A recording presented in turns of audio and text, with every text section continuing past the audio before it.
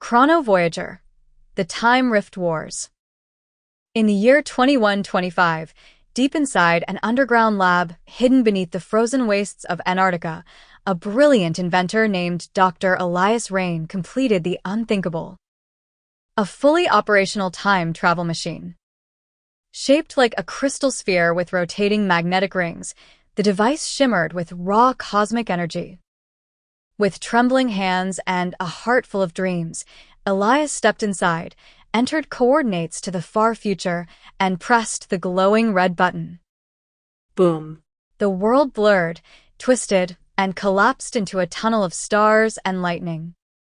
Moments later, he opened his eyes to find himself on a world unlike any other, Zelveron, a planet floating in the Andromeda Galaxy, thousands of light-years away from Earth.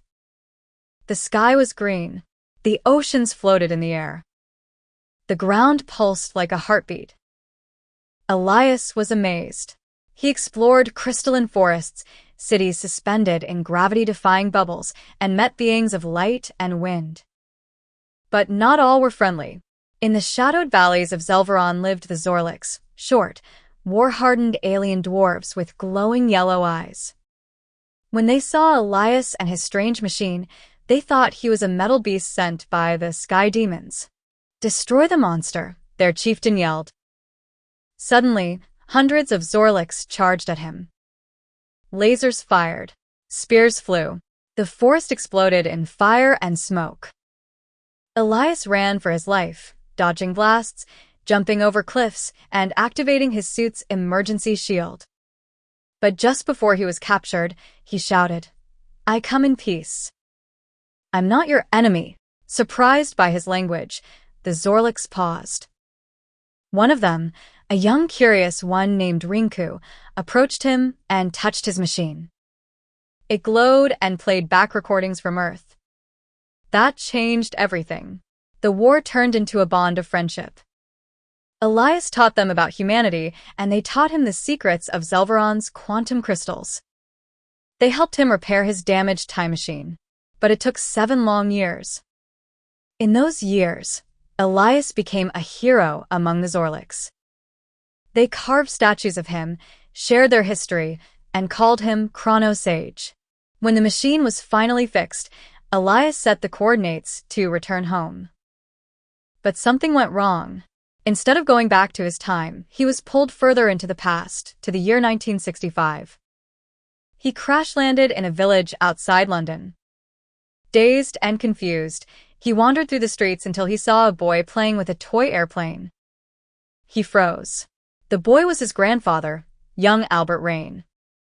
Tears filled Elias's eyes. He realized he had traveled across time and space, only to meet the child who would one day become the man who inspired him to dream. But something was wrong. Government agents had seen the crash and were coming. Elias had to choose: run, or risk it all to protect the future. Gunshots, helicopters, flames.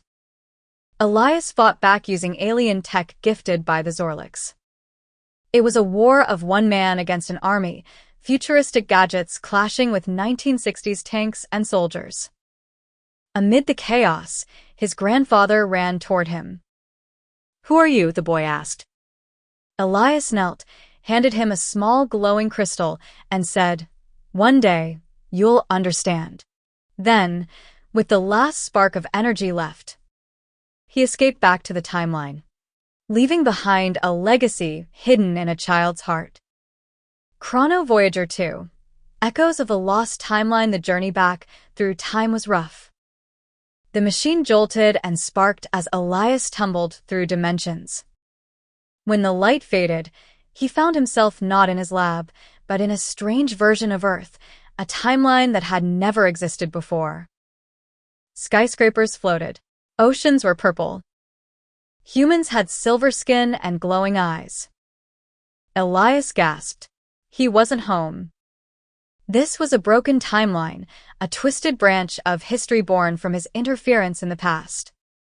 And in this world, he was already dead. He found a museum dedicated to the martyr of the rift, with his face carved into a giant obsidian wall. Records claimed he died in a war that never happened. Cities worshipped him like a god. But it was all wrong. Somehow, giving his grandfather that crystal had changed everything. Elias knew he had to fix time itself. But the time machine was dying. It was missing a core piece, one that only existed in the future. Trapped in a paradox, he had no choice but to seek help from the only beings who could understand time as he did, the Zorliks of this timeline. He traveled across the broken Earth in an airship made from scrap, fighting mutated beasts, dodging time storms, and barely surviving attacks from bounty hunters who saw him as a threat to reality.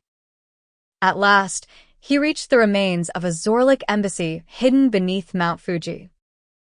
There he met Elder Rinku, the same dwarf who had helped him years ago, now old and half-mechanical. Rinku recognized Elias, but didn't trust him. In this timeline, Elias never returned. The dwarves believed he had abandoned them. "Why should we help you again?" Rinku asked. Elias dropped to his knees. "Because if we don't fix this, your world, my world, everything will collapse." A silent pause. Then, Rinku stood. "Then let us end what we started." Together, they built the Chrono blade, a new type of time engine powered by quantum veins mined from shattered galaxies. But to activate it, Elias had to enter the core himself, risking his life to burn through the walls of time. Inside the machine, time fractured. He saw every version of himself, young, old, hero, villain. They whispered warnings. One screamed, "If you go further, you'll never come back." But Elias didn't stop. With one final push, he launched himself into the temporal nexus, the heart of time itself. Explosions of memory, rivers of stars, screams of forgotten worlds. And then, silence. He awoke in a familiar place, his old lab in Antarctica. Dust covered the floor. Snow had broken through the windows. The world outside was peaceful. He had returned, but something had changed. On his desk was a photograph that didn't exist before, a young boy holding a glowing crystal, standing next to a proud, older man, his grandfather. Elias smiled. He didn't just travel through time. He fixed it, but deep in the shadows, a ripple spread across the multiverse. A voice echoed from the future. "Chrono, Voyager. We are not done with you yet." Thank you to everyone who listened to the story until the end. Don't forget to support the channel and turn on the notification bell to keep it going.